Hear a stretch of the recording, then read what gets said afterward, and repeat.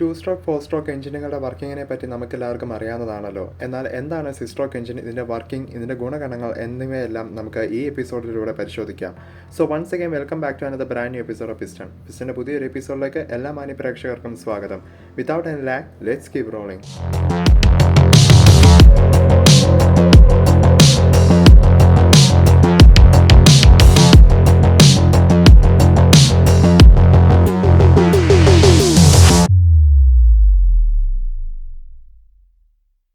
Internal combustion എഞ്ചിനുകളുടെ ലോകത്ത് പ്രധാനമായും 2 സ്ട്രോക്ക് 4 സ്ട്രോക്ക് ഡിസൈനുകളാണ് ഉപയോഗിച്ചു പോരുന്നത്. എന്നിരുന്നാലും കൂടുതൽ കാര്യക്ഷമത, കുറഞ്ഞ മലിനീകരണം കൂടാതെ പുതിയ പരിഹാരങ്ങൾ 6 സ്ട്രോക്ക് എഞ്ചിന് മുന്നോട്ട് വെക്കുവാനായി കഴിഞ്ഞു. 6 സ്ട്രോക്ക് എഞ്ചിനുകൾ എന്ന ആശയം 19-ാം നൂറ്റാണ്ടിൻ്റെ അവസാനത്തിൽ എഞ്ചിനീയർമാർ മറ്റു മാർഗങ്ങൾ തേടുന്ന കാലത്താണ് ആരംഭിക്കുന്നത്.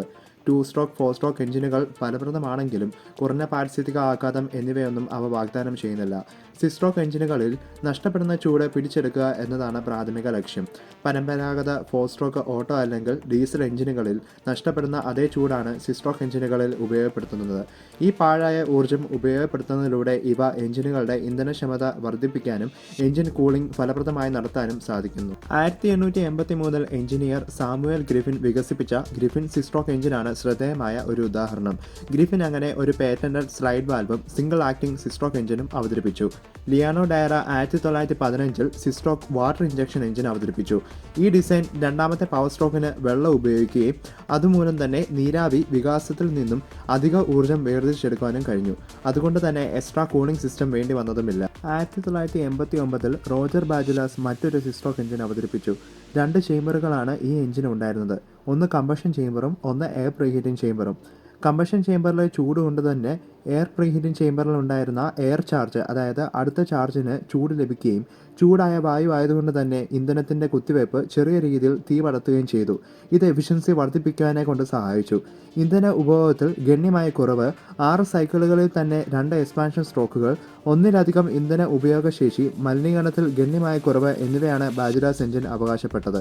2005 കോളേജ് ഓഫ് എഞ്ചിനീയറിംഗ് ട്രിവാൻഡ്രത്തിൽ പഠിച്ച ഒരു പറ്റം എഞ്ചിനീയേഴ്സാണ് ഇരട്ട പിസ്റ്റൺ കോൺഫിഗറേഷനിൽ പ്രവർത്തിക്കുന്ന വെലോസിറ്റ എഞ്ചിൻ ഡെവലപ്പ് ചെയ്യുന്നത്.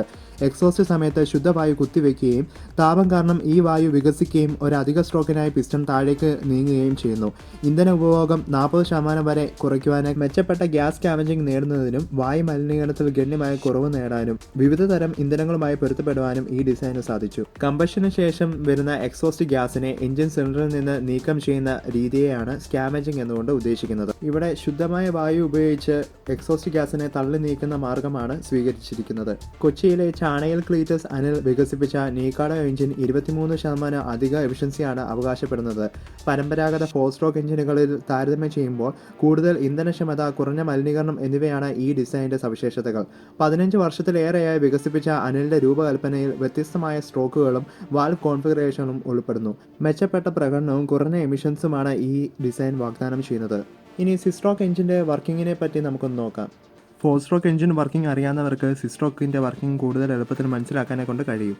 4 സ്ട്രോക്ക് എഞ്ചിൻ്റെ ഡീറ്റെയിൽഡ് വീഡിയോ നമ്മൾ ഓൾറെഡി ചെയ്തതാണ്. കാണാത്തവർ തീർച്ചയായും ചാനൽ വിസിറ്റ് ചെയ്ത് കാണുക. 4 സ്ട്രോക്കിൻ്റെ ആദ്യത്തെ 4 ഘട്ടങ്ങളാണ് 6 സ്ട്രോക്കിലും വരുന്നത്. ആദ്യ സ്ട്രോക്കായ ഇൻടേക്ക് സ്ട്രോക്കിൽ പിസ്റ്റൺ ടോപ്പ് ഡെഡ് സെൻറ്ററിൽ നിന്ന് ബോട്ടം ഡെഡ് സെൻറ്ററിലേക്ക് നീങ്ങുന്നു. ഈ സമയം എയർ ഫ്യൂൽ മിക്സർ അഥവാ ചാർജ് സിലിണ്ടറിലേക്ക് നിറയുന്നു. രണ്ടാം സ്ട്രോക്കായ കംപ്രഷൻ സ്ട്രോക്കിൽ പിസ്റ്റൺ ബോട്ടം ഡെഡ് സെൻറ്ററിൽ നിന്നും ടോപ്പ് ഡെഡ് സെൻറ്ററിലേക്ക് നീങ്ങുന്നു. ചാർജ് കംപ്രസ്ഡ് ആകുകയും ചെയ്യുന്നു. മൂന്നാം സ്ട്രോക്കായ പവർ സ്ട്രോക്കിൽ സ്പാർക്ക് പ്ലഗ് സ്പാർക്ക് കൊടുക്കുകയും സിലിണ്ടറിൽ പൊട്ടിത്തെറി നടക്കുകയും അങ്ങനെ പിസ്റ്റൺ ബോട്ടം ഡെഡ് സെൻറ്ററിലേക്ക് തന്നെ തിരികെ വരികയും ചെയ്യുന്നു. നാലാം സ്ട്രോക്കായ എക്സോസ്റ്റ് സ്ട്രോക്കിൽ പിസ്റ്റൺ തിരികെ ടോപ്പ് ഡെഡ് സെൻറ്ററിലേക്ക് വരികയും എക്സോസ്റ്റ് ഗ്യാസിനെ തള്ളി പുറത്ത് കളയുകയും ചെയ്യുന്നു. ഇതാണ് നോർമൽ 4 സ്ട്രോക്ക് എഞ്ചിനിൽ നടക്കുന്നത്. ഇതുകൂടാതെ 2 അഡീഷണൽ സ്ട്രോക്കാണ് 6 സ്ട്രോക്ക് എഞ്ചിനിൽ സംഭവിക്കുന്നത്.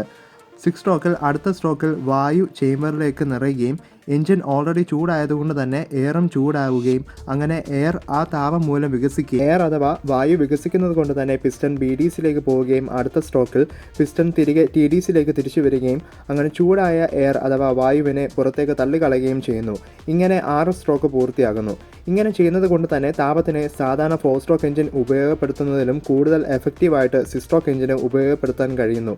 അതുകൊണ്ട് തന്നെ 6 സ്ട്രോക്കിൽ 2 പവർ സ്ട്രോക്കാണ് ഉൾപ്പെട്ടിരിക്കുന്നത്.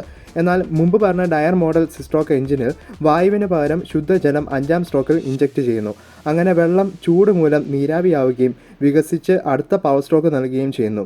വെള്ളം ഉപയോഗിക്കുന്നത് മൂലം എഞ്ചിൻ കൂളിംഗ് കൂടുതൽ എഫക്റ്റീവാണ്. വെള്ളത്തിൻ്റെ ഹൈ തെർമൽ കപ്പാസിറ്റിയാണ് ഇതിന് കാരണം.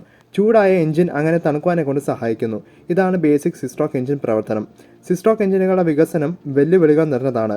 മാനുഫാക്ചറിംഗ് സ്കെയിലബിലിറ്റി, നിലവിലുള്ള ഇൻഫ്രാസ്ട്രക്ചറുമായുള്ള അനുയോജ്യത, നിലവിലുള്ള 4 സ്ട്രോക്ക് എഞ്ചിനുകൾ വരുത്തേണ്ടതായ മാറ്റങ്ങൾ, ഇന്ധനത്തിൽ വെള്ളം കയറാനുള്ള സാധ്യത, ബ്രേക്ക് പവറും ഇൻഡിക്കേറ്റർ പവറും താരതമ്യേന കുറവാണ് സിസ്ട്രോക്ക് എഞ്ചിനിൽ.